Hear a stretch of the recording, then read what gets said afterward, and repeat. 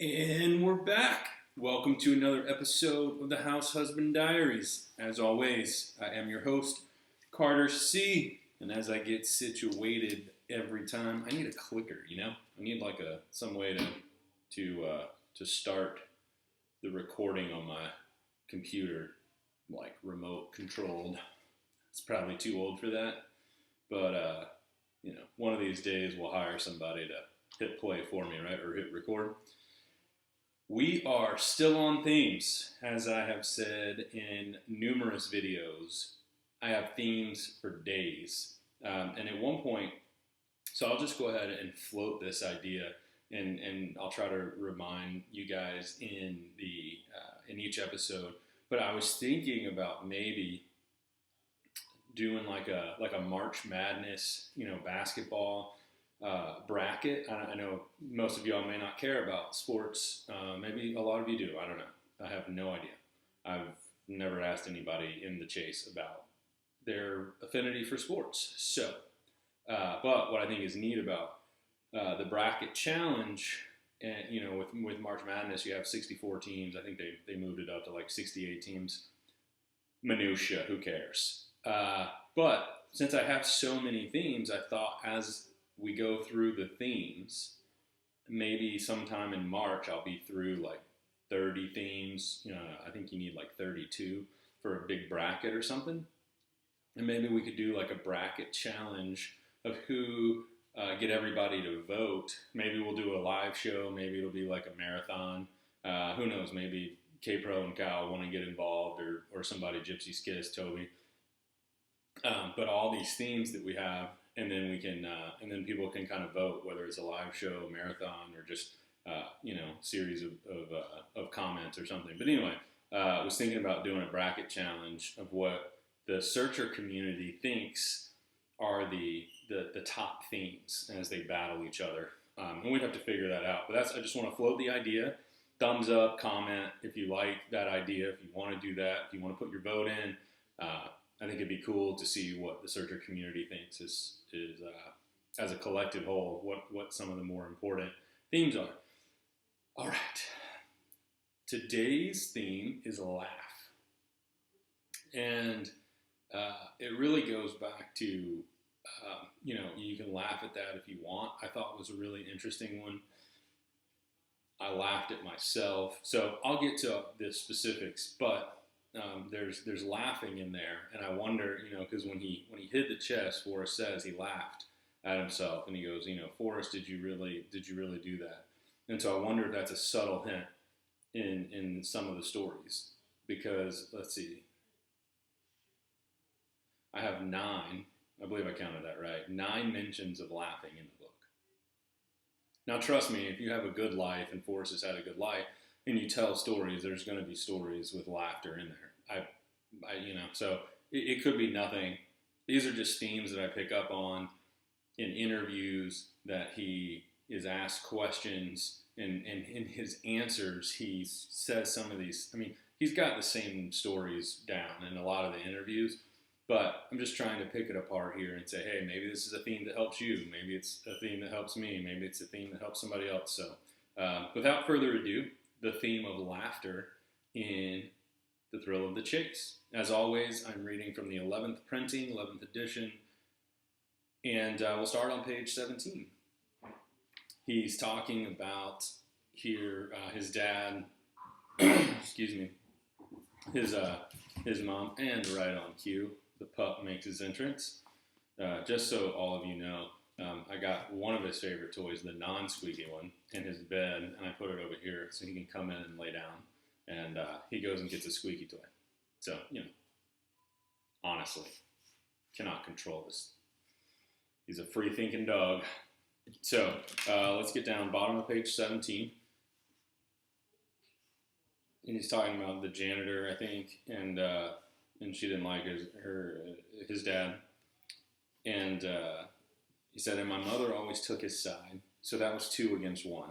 Everyone knew that my mother wasn't much in a fight, though. My father always said she wouldn't bite a hard biscuit if she was starving to death. That made her laugh. Now, I don't think there's anything there. You may, and that is perfectly all right. I think it's a funny little story. I think it's a funny anecdote. She wouldn't bite a hard biscuit if she was starving to death. I don't think there's anything about a hard biscuit in the search area. Uh, I think that's just a saying. What intrigues me in that paragraph is the janitor saying that Forrest's dad was nothing but a cheap one pony show. And I think that's interesting. That has nothing to do with any of my themes, but his publishing company is One Horse Land and Cattle. And I know a cheap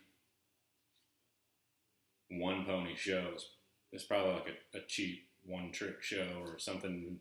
But anyway, I haven't really looked up the history of sayings. So that was just an added bonus in the theme of laughter.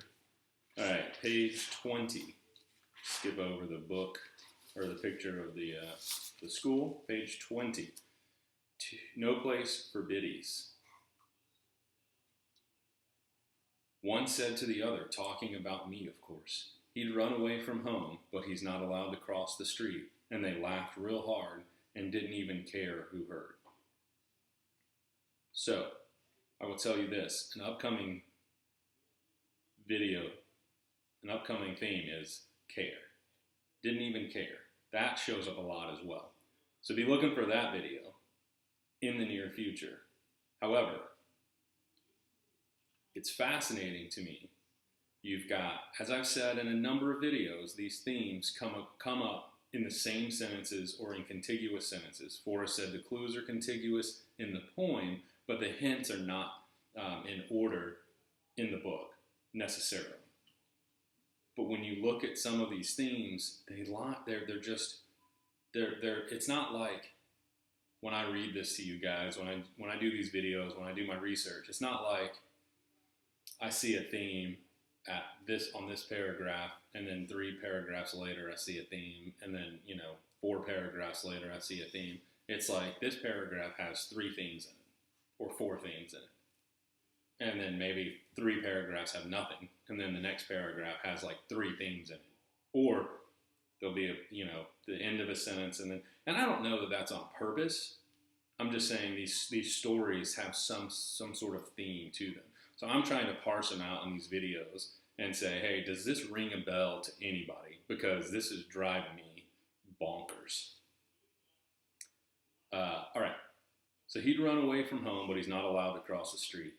And they laughed real hard and didn't even care who heard. I think there's something there. I think there's something for no place for biddies. I think there's something about old ladies, old biddies. There's 2. Man, I don't know. Let me know what you think. Next one, page 35. A couple mentions here. Now this is interesting, right? Me in the middle. It's only 1 page.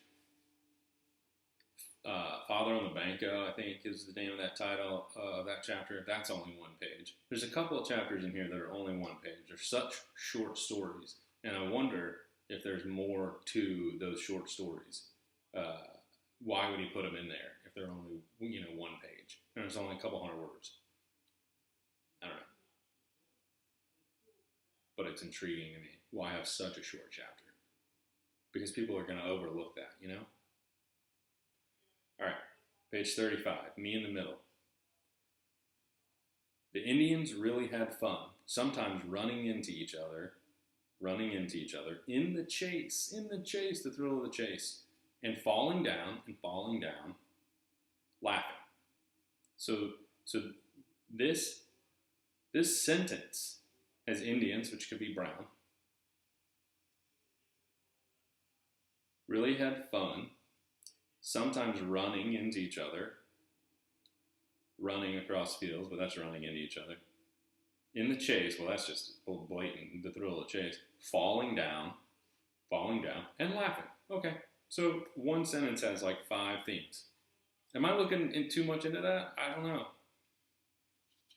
I mean, I think they really did have fun. And I'm sure chasing a hen, around, you're going to run into each other. Everybody's going after it, falling down laughing. I know it's part of the story, but it's just Why put that story in here? You know what I mean? You've got this whole book, and then this chapter is 2 paragraphs long, a couple hundred words. I don't even know how many words it is, and I don't know. So then the next paragraph, halfway down or so, there were 2 years between me and both of them. So I was in the middle, talking about Skippy and June. He was in the middle of his, the middle sibling. There were 2 years between me and both of them. So I was in the middle, and that was significant because I felt somehow surrounded. You can laugh at that if you want to. Why would he say that? You can laugh at that if you want to. Like, I'm telling you something here. You can laugh at that if you want to, but this isn't just a frivolous story. And this is what made me think of this as a theme. You can laugh at that if you want to. Because that's what I would say when I was in middle school. I'm going to get you. You can laugh if you want to. All right, I got you. Like it was like a threat almost. Like, you can laugh at that if you want to. You can overlook that if you want to. But I'm telling you something. It's something in the middle. Is it a log and it's in the middle of a log? Is it some, a hole in the stone? It's in the middle. Is that how he's concealed it? Concealed the treasure chest? I don't know. I'm just putting it out here for you guys to tear apart. Or enjoy. Consume it. But don't do too much. Everything in moderation. All right.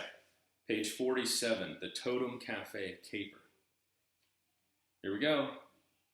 I used to hide behind a tree and laugh. Hide, secret the treasure chest, behind a tree, trees, the theme of trees, and laugh. And then right before that, there was the deep potholes on Canyon Street. So then you got Canyon. Only one of 2 mentions of Canyon by name. There's another mention of Canyon, or what I would think of as maybe a canyon, in another story. And I'll get to that maybe in like a month. Lots of themes. Okay. That one is just blatant. Slaps me in the face every time I read it. I'm like, Urgh. Okay. Page 87. I think I just recorded something about this as well. And then I remembered the clearing and the beautiful waterfall. It was a stupid thought, but strangely tranquilizing. That is a tongue twister. Have you ever read that, and you're like, say that out loud. Don't just read it quietly, in your mind, silently. It was a stupid thought, but strangely tranquilizing. I felt like I would soon be going home, and I laughed at myself for being so human. So now he's laughing at himself for being so human.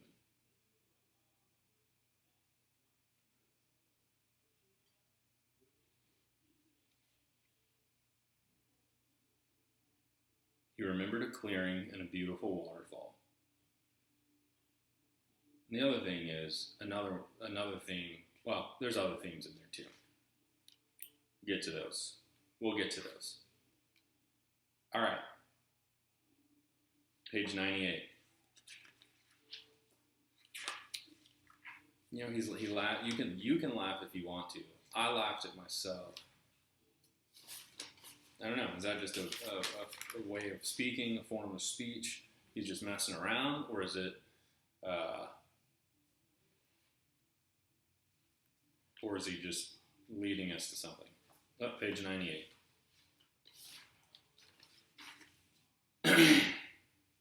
Down at the bottom, my war for me. Later, I laughed at myself and certainly wasn't going to tell anyone about the Philadelphia caper. The flight surgeon would have grounded me for sure. But I would remember the feeling it brought, and it would later tie into others that would be equally as humbling. I don't know this. I didn't research this. Did he say hiding the treasure was a humbling or anything? Was that a humbling experience? I know he laughed as he did it. As he was walking away, did you really do that and all that kind of stuff. And that's what I'm saying. Like, I wonder how much of these are clues, because Forrest is kind of hinting in his stories when he gets interviewed. Does he say anything about it being humbling as well? I don't know. But he laughs at himself. The Philadelphia caper. He likes the word caper. Totem Cafe caper. Just picked up on that. He's a big caper kind of guy. It's like Batman. All right. 2 more mentions, and we'll wrap this video up. Page 115. Do y'all know that the chapters now by the page numbers like I do?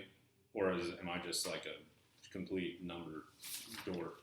Or have I just done so much of this flipping back and forth and preparing that now I know like half of the book by heart? Forrest had memorized the poem go over and over. I'm getting close to memorizing the book at this point. This is ridiculous. Okay. Page 115, Tea with Olga. Last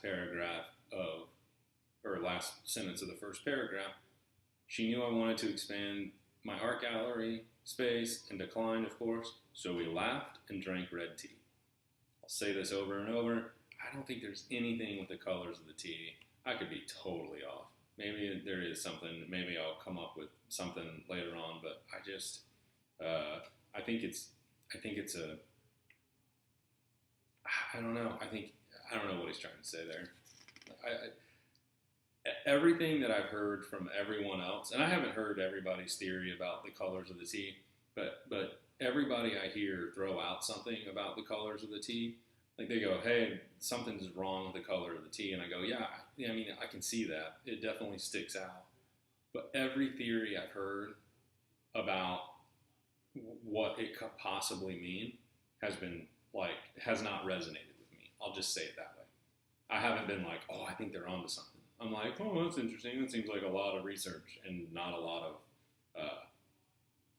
I don't know, doesn't resonate with me. If it resonates with you and it helps you with the song, ba-dow.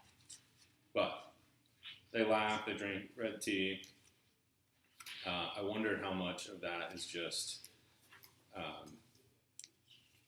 it's just part of the story, just how he talks. Hey, we laughed, we had a good time. Or maybe there's something there with laughter. Page 137. Although I will also say this, just because there's a theme and 1 or 2 of the mentions of that certain theme might be a hint or a clue in the book, I don't think that, just because that all of the mentions of that theme are going to be hints or clues. There's got to be some noise in there. And if he only mentioned something once or twice and it was a hint or a clue, it would probably be easier. But when there's 10 mentions of something, then maybe there's 2 or 3 in there that are actually hints or clues. And that's where I go back to, well, you can laugh at that if you want to. Or I laughed at myself. Those seem to stick out to me more as potential hints than say, and we laughed and drank red tea. Like, okay, they just laughed because he wanted to expand his art gallery. Like, I don't really know that has anything. Maybe that's the one that's the hint or clue, and the others aren't, and I'm completely backwards on it. Laughter could not even be anything. I don't know. All right, page 137.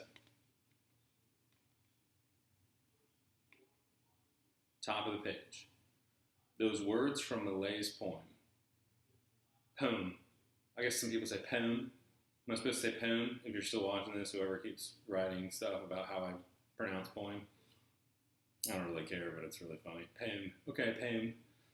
Tell my story best, and that's where I'm most comfortable. There may be laughter and glee, but because you won't be there when it happens, I'll tell you of my secret plan. Bum, bum, bum.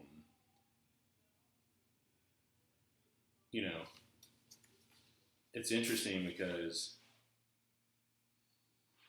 Millet's poem, safe upon the solid rock, the ugly houses stand. Come and see my shining palace built upon the sand. Now that's in direct contrast to some Bible verse or something. I grew up in the Bible Belt in the South, so I kind of have a vague memory of some Bible school, something like don't build your maybe it was like a parable from Jesus or something, like don't build your house on the sand. because it'll wash away. Build your house on solid rock, and yeah. So this is like the exact opposite of that, and Forrest is saying that that's where he's most comfortable. Safe upon the solid rock, the ugly houses stand. Don't build an ugly house on solid rock. Come and see my shining palace built upon the sand. Those words from Malay's poem tell my story best, and that's where I'm most comfortable. There may be laughter and glee, but because you won't be there when it happens, I'll tell you of my secret plan. Or is he saying he's most comfortable in an ugly house on solid rock? I don't know. I wish I knew more, folks. I wish I knew more. But that concludes the themes of laughter that I have found in The Thrill of the Chase. So, as I said earlier, just to recap, I mean, I think when he says, and I laughed at myself, or you can laugh at that if you want to, those kinds of challenges seem to be more of the way that I view Forrest hiding subtle hints or clues in the book. I think we've all talked about how, Forrest, you've got to get to know Forrest better, and we each see a part of ourselves in Forrest, and that part of ourselves that we see in Forrest is how we sort of have this confirmation bias or whatnot. And I feel like when I'm reading through The Thrill of the Chase, I'm going to, how would Forrest be hiding subtle hints? And I'll do another video on that as well as I've been moving through this, because to me, it would be impossible in 27,000 words if the subtle hint was just mentioned once and you just move on. And you're just supposed to find that subtle hint, and it goes, and it's so subtle, you don't mention it once, it's just nothing. And then, and maybe that's why, but I also think he's mentioned so many themes and so many stories, and there's so much noise in there that it's really parsing out the themes, and then the actual, within the theme, the actual mentions of those that are of those themes, that the individual mentions of that. There's only a couple of a theme of 9 or 8 or 15 mentions, maybe 1 or 2 that kind of lead you to something, and you just parse that out.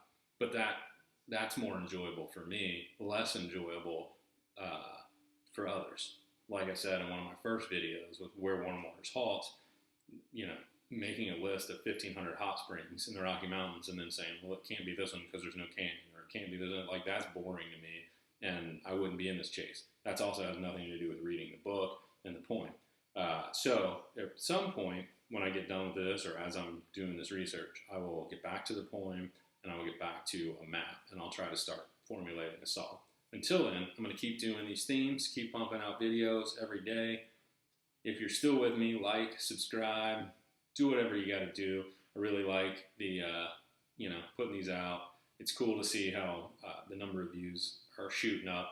I really love that subscriber number. If you're watching these videos, hit the subscribe button. It helps me out.